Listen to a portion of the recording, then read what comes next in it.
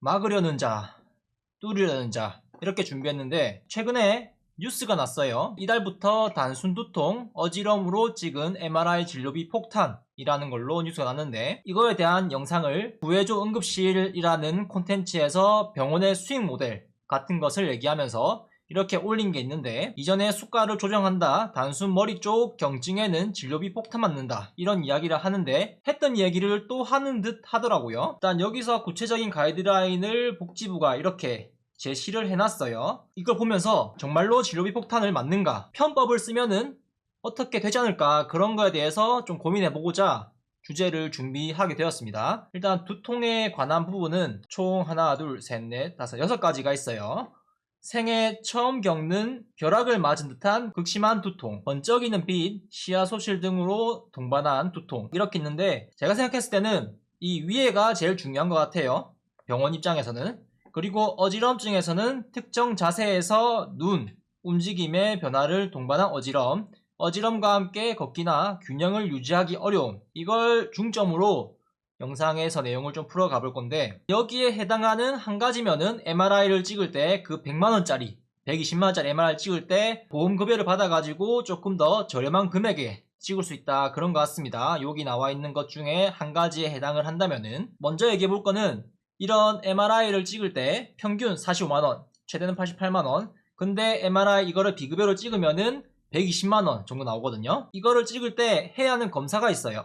이런 증상이 의심되는 경우에는 의사가 신경학적 검사라는 검사지를 적거든요. 이 신경학적 검사라는 게 몇 가지 기준을 충족해야 MRI를 찍을 때 건강보험공단에 청구를 해서 삭감을 안 당한다 하더라고요. 그 검사 자체가 크게 빡센 건 아니에요. 좀 간단한 검사인데 몇만 원으로 매겨진 검사 비용도 있고, 이런 MRI 검사를 위한 이제 빌드업으로 빼먹으면은 삭감이 되거든요. 그래서 이제 삭감이 안 되기 때문에 이런 걸 적는, 크게 보면은 두 가지 이유가 있겠죠. 이제 이런 부분을 좋게 생각하면은 청구가 잘 되면은 병원은 검사해서 수익을 올리고 그걸로 뭐 슈킹하거나 해먹는 게 아닌 이상 재투자가 이루어지고 병원 환경이 여러모로 개선되면은 좋기도 하고 환자는 상대적으로 저렴한 비용에 건강 상태를 확인할 수 있어서 좋기는 한데, 이용할 수 있는 거면은 최대한 이용하는 것도 현명한 것이라고 할 수는 있어요.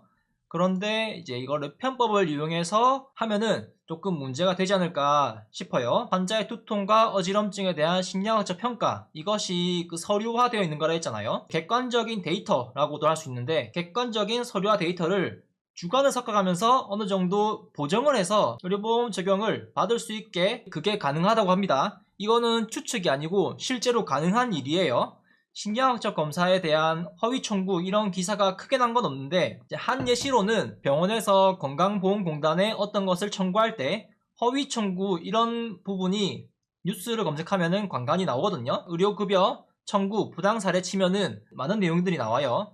이런 것을 참고한다면은 이런 신경학적 검사가 충분히 보정 가능할 것으로 생각이 되고, 우리가 알아듣기 쉽게 자극적인 단어로 하자면은 조작과 날조의 소지가 다분하다 정도로 보시면 될 것 같습니다. 이렇게 해도 증상이 구체적이고 누가 봐도 구분이 가능한 그런 객관적인 징후가 아니라면은 환자의 주관, 의사의 주관에 따라 어느 정도 차이는 분명히 있으니까요. 예를 들면은 이제 우리가 만약에 손이 떨린다 그러면은 의사 선생님이 손이 어느 정도 떨리는지 확인을 하고 어느 정도의 빈도로 떨리고 그 떨림이 몇 초, 몇 분 이렇게 지속되는지 이런 부분을 객관적 데이터로 확인할 수가 있잖아요. 뭐 시간, 분, 몇 회 이렇게. 그런데 어디가 아프다고 하는 거 육안으로 확인이 안 되는 경우가 많잖아요. 물론 어디가 부러지고 붓고 염증이 올라오고 그런 거는 어느 정도 이만큼 아프겠다 그런 게 확인이 가능하지만 그것마저도 이제 사람이 느끼는 정도가 다르잖아요. 통증이라는 부분에서 주관적인 부분을 개입시키려면은 충분히 가능하고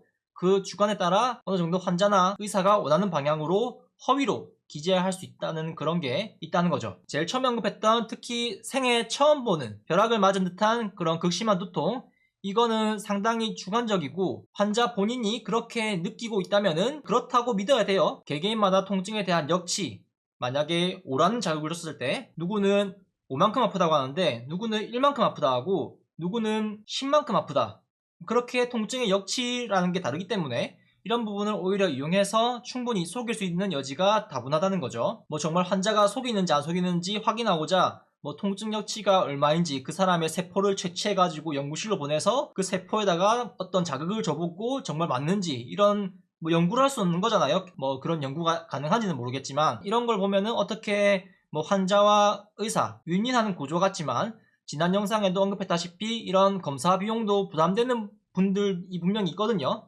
실제 검사가 필요한데 비용을 지불하는 거에는 크게 문제가 없는데 병원이 수익을 올리기 위해 이런 환자들도 수익 모델로 이용하는 그런 부분이 있지 않나 그런 아쉬움이 듭니다. 모든 의사가 저는 그렇게 정직하다고 보진 않아요. 의사가 11만 명 이상이 있는데 물론 정직한 의사들도 많이 계시겠죠. 제가 좋은 환경에 구김살 없이 살지 못했고 물욕에 가득 찬 그런 의사들을 한 번씩 봐서 그런지 세상 모든 게 마냥 아름답고 모두가 정직하고 법 없이 살 것 같고 뭐든 잘 될 것 같고 그렇진 않더라고요. 누구는 이제 고무장갑 쟤는 왜 저렇게 부정적으로 살고 있는지 그런 생각도 하실 것 같아요. 근데 저는 항상 의심부터 하고 봐요.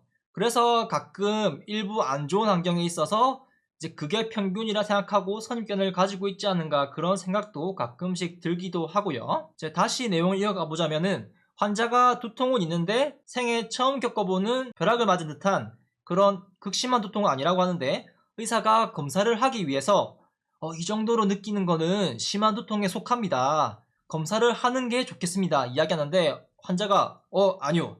저는 절대 아닙니다. 의사보다 내가 내 몸을 더 잘 알아. 이렇게 이야기하는 것도 쉽지가 않거든요. 의사의 학식과 권위가 있는데 그런 배운 사람이 그렇다 하는데 뭐 인터넷에서야 의사가 그렇게 하면은 환자가 반박할 수 있는 거 아니냐는데 현실에서는 그럼 해야죠 이러면서 속수무책으로 그냥 검사하거든요. 보통은 인생은 실전이기 때문에 극심한 두통의 경우 이제 통증평가 도구라는 것도 쓰는데 그게 어느 정도 객관적인 데이터라고 또 얘기를 하는데 이제 서류로 할 수 있는 그런 것도 주관이 또 개입되는 거예요. 환자가 극심한 통증이라고 이야기하면은 극심한 두통이 되는 거고 그렇다고 하는데 이제 의사가 에이 환자분 통증 별로 안 심한 것 같은데 MRI 못 찍어드리겠다 엄살 피우지 마라 이렇게 했다가 나중에 무슨 일이 생길지도 모르는 거잖아요. 이제 전문용어로 얘기하면은 방어진료 그런 거죠. 반대로 환자가 별로 안 심하다 하더라도 의사가 진료 차트에 극심한 두통이다 그런 이야기를 하면서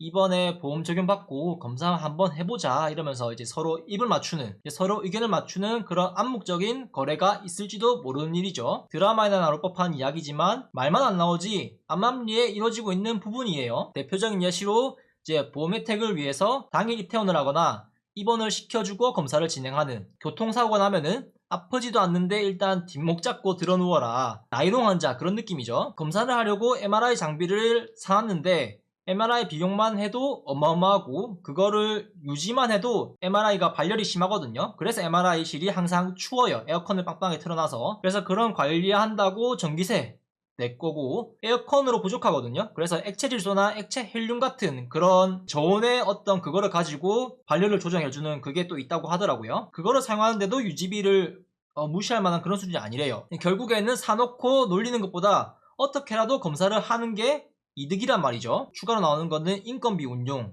또 문제도 있겠죠. 당직 같은 경우에 이제 보통은 낮에는 MRI 검사가 이렇게 쫙 스케줄이 있는 경우가 많고 이제 퇴근하고 이제 야간에 엑스레이 CT 당직 따로 세우고 MRI 당직 이렇게 2명 쓰는 경우도 있고 아니면은 엑스레이 CT MRI 혼자서 다 커버하는 그런 경우가 있을 수도 있어요.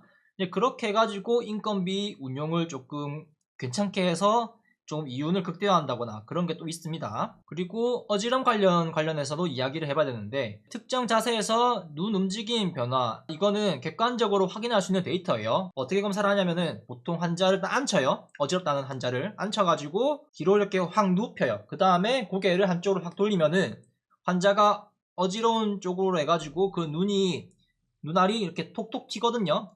그 튀는 것 때문에 엄청 어지럽게 느껴요. 그래서 그거는 확실하게 증거를 남길 수 있는 그런 객관적인 자료이긴 한데 이제 이거 다음에 두 번째 항목 어지럼과 함께 걷기나 균형을 유지하기 어려움 사실 이거는 어지럼 증상이 있으면은 기본 패시브거든요. 단순 현기증 같은 경우엔 예외겠지만 병원은 올 정도의 어지럽다고 하면은 이거는 그냥 기본적으로 다 있는 것이에요. 이것도 보험 적용을 받을 수 있게끔 어떻게든 할 수 있는 그런 거고요. 그래서 이런 시나리오로 간다면은 처음에 얘기했던 그 진료비 폭탄이라는 얘기 이것도 결국에는 말장난이 아닌가 싶습니다. 결국엔 해당 증상으로 어떻게든 검사를 하지 않을까. 그래서 진료비 폭탄은 전혀 신경 쓸 게 아니다. 그냥 이전처럼 급여로 환자들을 대상으로 이제 검사 횟수 늘려가지고 수익 모델을 계속 유지할 수 있는 그런 가능성은 여전히 존재한다. 이렇게 정리할 수 있을 것 같습니다.